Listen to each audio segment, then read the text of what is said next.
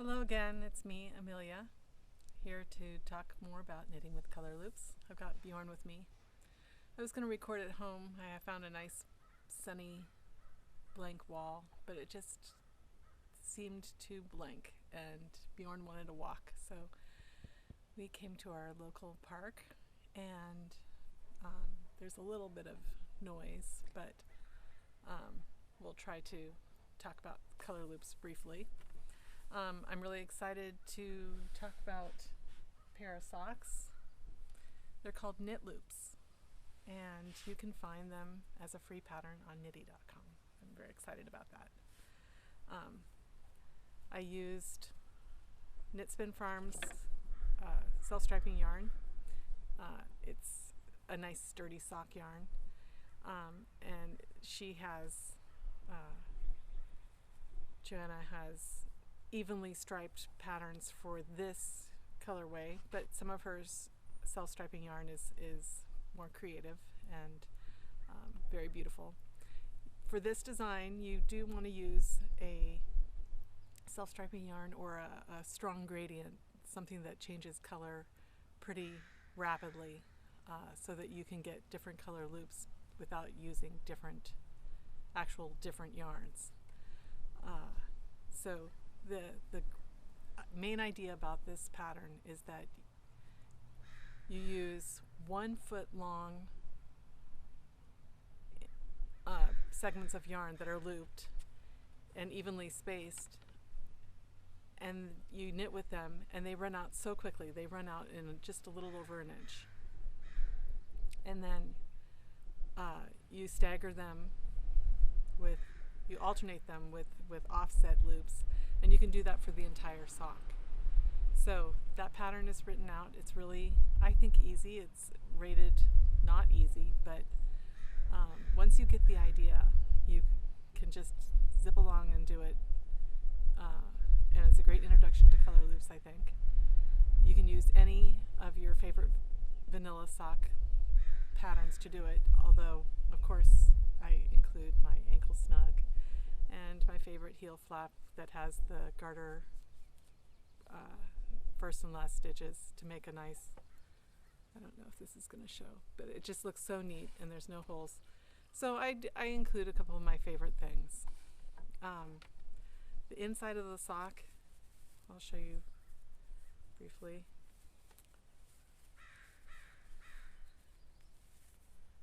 So unlike other stranded knitting, you can see it goes vertically and it makes it a really neat design. I don't consider these socks reversible, but if you're the kind of person who likes to wear a lot of pearl bumps showing, then this sock could be a good contender because it is rather neat looking. What else to say about this sock? I think it's a really fun knit. I hope that people will like it. It's not that complicated, and depending on the yarn you choose, it can be really effective. It sort of has some of the qualities of knit weaving in that the colors are so changing all over the place that it looks sort of like a color blur, but depending on the yarn you choose, it could be more regular type color planning if you choose to do it that way. So I wanted to talk about that, and I also wanted to show you what I'm working on now, which is another exciting thing.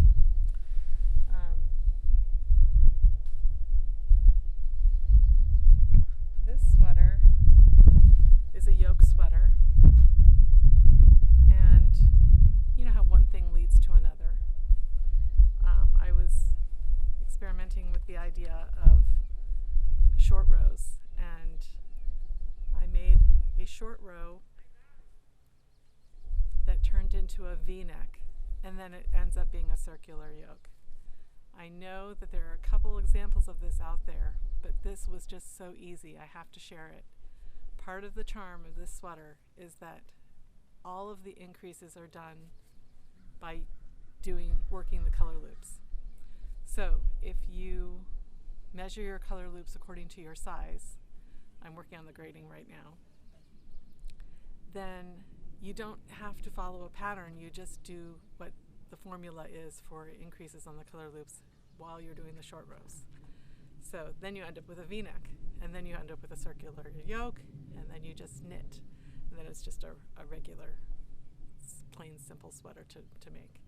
So this sweater, I don't know, I just feel so lucky because it ends up with some, I think, really nice features. It has a high neck in the back.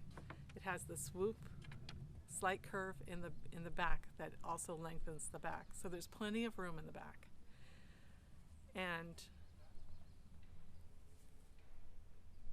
it possibly has, but could definitely be worked out, a slight boob shape in the front, which I think makes this sort of a subtly shaped sweater. And I'm really excited. I just found out that the yarn has been shipped from Fleece and Harmony for me to make the real sample that follows my pattern directions exactly, and I'll make an extra large for me. So what else about this sweater is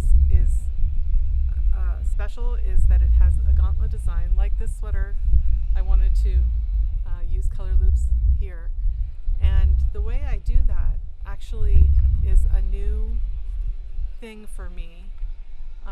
Bjorn, why don't you sit down? You want to sit down? Sit. You want your stick? Can you sit down? Lay down. Oh, we have yarn. I just realized this has the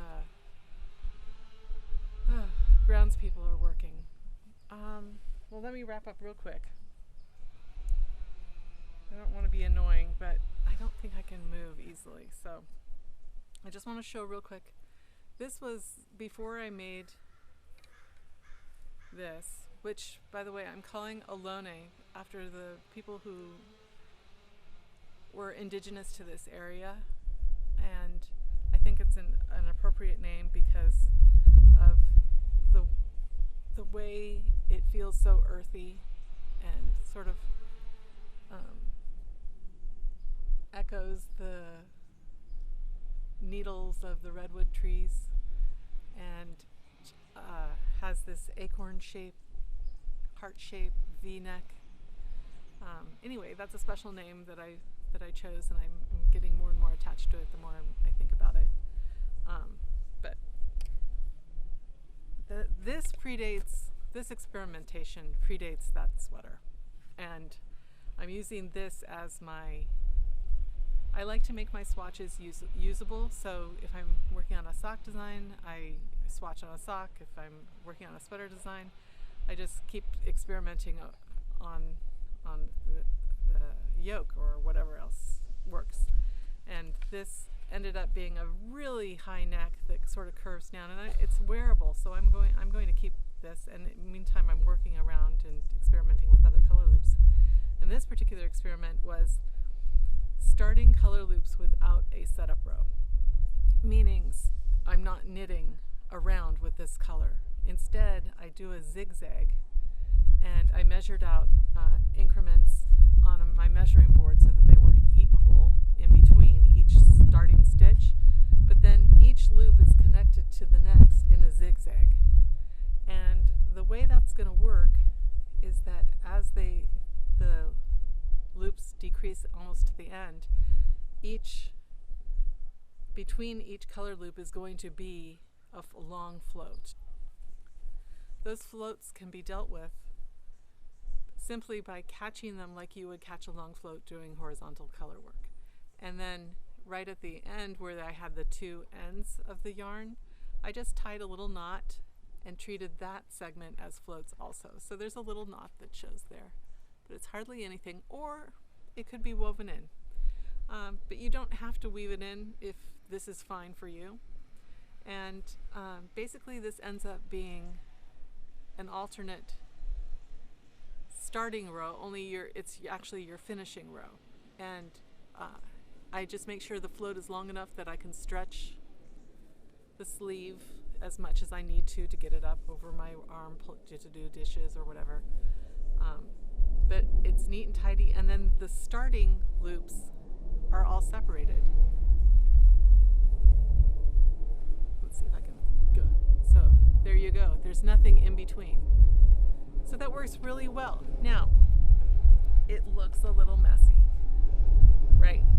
But the great thing about color loops is that really they're not going anywhere. They stay exactly where they are when you're knitting around.